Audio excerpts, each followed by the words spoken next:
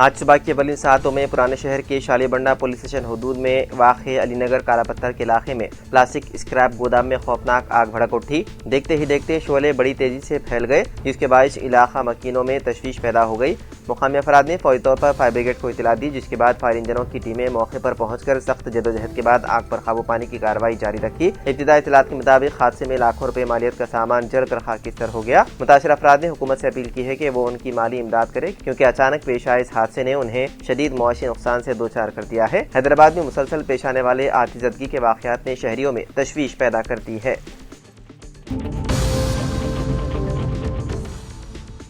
آندھرا پردیش کے پالناڈو ضلع کے چلا کلور پیٹ کے گنپاورم گاؤں میں بائی پاس روڈ پر جمعرات کی رات خوفناک سڑک حادثہ پیش آیا۔ ٹریکٹروں کے سامان سے بھرے ایک کنٹینر کو کار نے پیچھے سے ٹکر دے دی، جس کے نتیجے میں 5 نوجوانوں کی موقع پر ہی موت ہو گئی، جبکہ 2 افراد شدید زخمی ہو گئے۔ ہلاک ہونے والوں کی شناخت رام ریڈی، شیوراتری مہیش، سری کانت اور یشونت سائی کے طور پر ہوئی ہے۔ زخمیوں میں کارتک اور چلپتی شامل ہیں۔ ابتدائی اطلاعات کے مطابق تیز رفتاری حادثے کی بنیادی وجہ بتائی جا رہی ہے۔ مسافر گنٹور سے پالناڈو کی جانب سفر کر رہے تھے کہ یہ حادثہ پیش آیا۔ واقعے کے سلسلے میں پولیس نے مقدمہ درج کرتے ہوئے تحقیقات میں ہے مصروف۔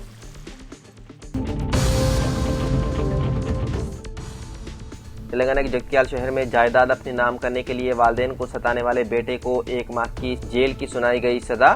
والدین کی خدمت دیکھ بھال سے غفلت برتتے ہوئے ان کی جائیداد اپنے نام رجسٹر کرنے کے لیے مسلسل ہراساں کرنے والے بیٹے کو عدالت نے سخت سزا سنائی ہے۔ جگتیال فرسٹ ایڈیشنل مجسٹریٹ شری نجا کوہیکار نے جمعرات کو فیصلہ سناتے ہوئے ملزم رمیش کو 1 ماہ کی سادہ قید اور 500 روپے جرمانہ عائد کیا۔ تفصیلات کے مطابق جگتیال شہر سے تعلق رکھنے والی ستیاوتی اور برہمانندم کے بیٹے رمیش نے طویل عرصے سے ضعیف والدین کی دیکھ بھال نہ کرتے ہوئے ان کے نام پر موجود رہائشی مکان کو اپنے نام منتقل کرنے کے لیے دباؤ ڈال رہا تھا۔ اس رویے سے تنگ آ کر خاتون ستیاوتی نے گزشتہ دنوں جگتیال ٹاؤن پولیس اسٹیشن میں شکایت درج کروائی تھی۔ پولیس نے کیس درج کرتے ہوئے تحقیقات مکمل کی اور ثبوتوں کے ساتھ چارج شیٹ عدالت میں پیش کیا۔ تمام شواہد کا باریک بینی سے جائزہ لینے کے بعد عدالت نے والدین کو نظر انداز کرتے ہوئے انہیں ذہنی اذیت دینے کے جرم میں رمیش کو سزا سنائی۔ عدالتی فیصلے کو والدین کے حقوق کے تحفظ کے لیے ایک اہم مثال کے طور پر دیکھا جا رہا ہے۔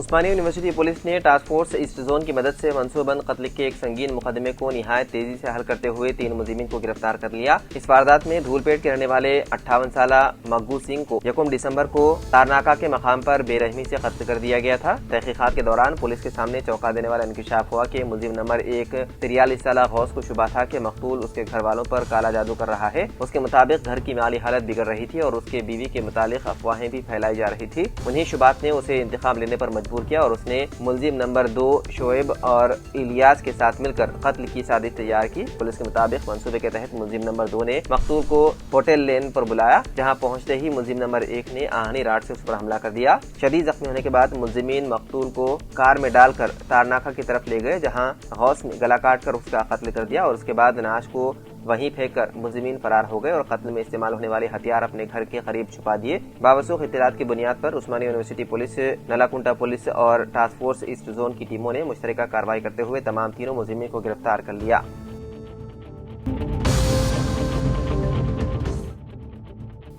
مرکزی حکومت کی جانب سے اقلیتی بہبود بالخصوص اسکالرشپ کے مسلسل تعطل نے تلنگانہ کے ہزاروں طلباء اور دیگر ترقیاتی منصوبوں کو شدید متاثر کیا۔ لوک سبھا میں پیش کیے گئے تازہ اعداد و شمار سے انکشاف ہوا ہے کہ گزشتہ 3 برسوں سے پردھان منتری جن وکاس پروگرام کے تحت تلنگانہ کو 1 روپیہ بھی جاری نہیں کیا گیا۔ جس حلقے لوک سبھا نلگنڈا کی نمائندگی کرنے والے کانگریس کے رکن پارلیمنٹ رگھویر ریڈی کی جانب سے پارلیمنٹ میں پوچھے گئے سوال کا تحریری جواب دیتے ہوئے مرکزی وزیر اقلیتی امور کرن رجیجو نے وعدے کیا ہے کہ سال 2022 سے سال 2025 تک 3 سالوں کے دوران تلنگانہ کو پردھان منتری جن وکاس پروگرام فنڈز کی مد میں کوئی رقم جاری نہیں کی گئی۔ اس کے علاوہ اقلیتی طلباء کے لیے پری میٹرک اور پوسٹ میٹرک اسکالرشپ اسکیمات بھی سال 2021-22 کے بعد سے منظور نہیں کی جا رہی ہے، جس سے تلنگانہ کے ہزاروں طلباء تعلیم کے اہم مراحل میں مشکلات سے دوچار ہیں۔